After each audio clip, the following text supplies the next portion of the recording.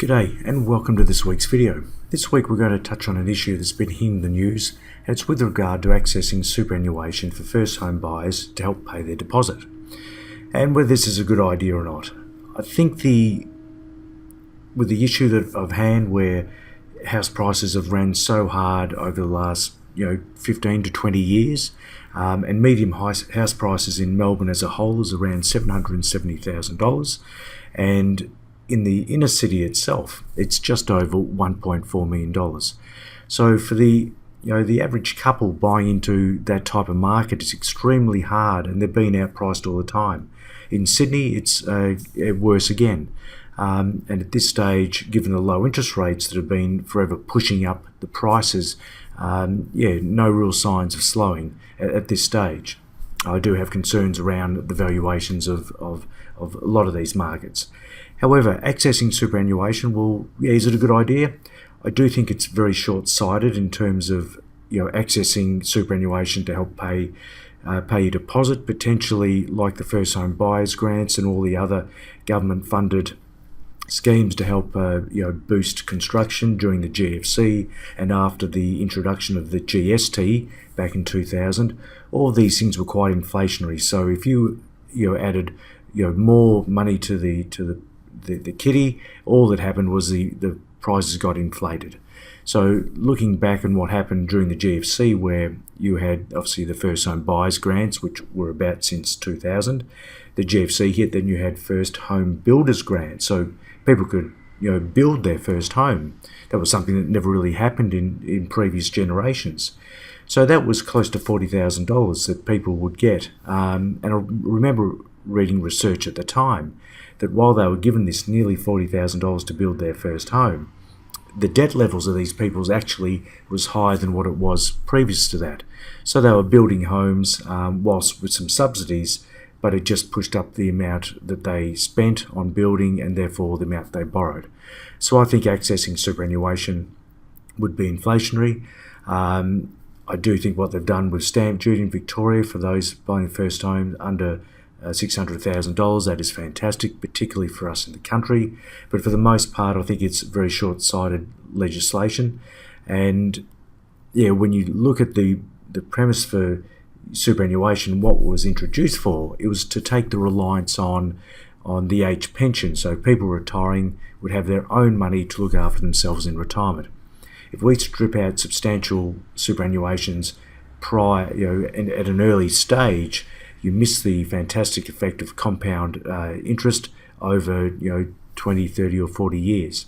And I've done a bit of a calculation that we can have a look at here. You can see we've got someone that's age 30. We're just merely looking at how much they get when they get to retirement. We can see the retirement age is 67. That is now the new age pension age. These people are earning $50,000 per year, which provides an after-tax employer contribution of a bit over $4,000 per year and a capital now of $60,000. So they're age 30, they've been accumulating for a while. Under a base case scenario, which is a return of 5.3%, this gives them a funds at retirement at $326,000.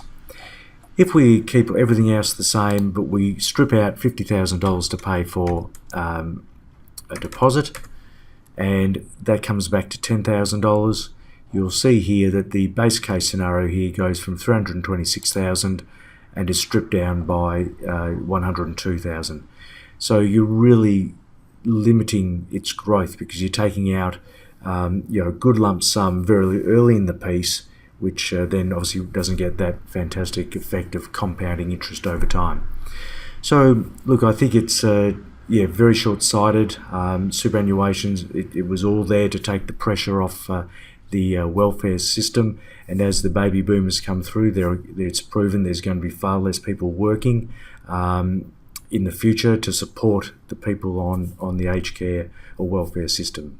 So in short, I don't believe it's a good idea, and I think there was the first home savers account that was introduced many years ago, where an individual could put $3,000 into a special account for a home deposit and the government would give them $500.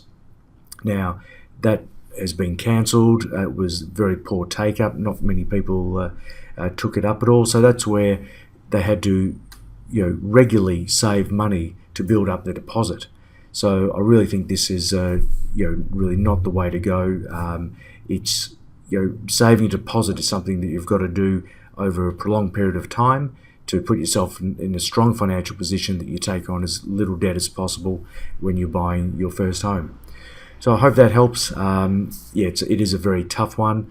I think the timing of this issue is poor, given that markets are more expensive than ever. A bit of patience. Continue possibly to rent, as some economists have suggested that renting makes a better option right now than buying. But while you're renting, make sure that you're saving up a deposit. So if house prices do come down over the medium to longer term, or probably medium term, then it might create some opportunities. Thank you for listening. Down below are some resources. Please subscribe to the channel or like the video if you liked it. If not, give it a thumbs down. And I will see you next week. Thanks for listening.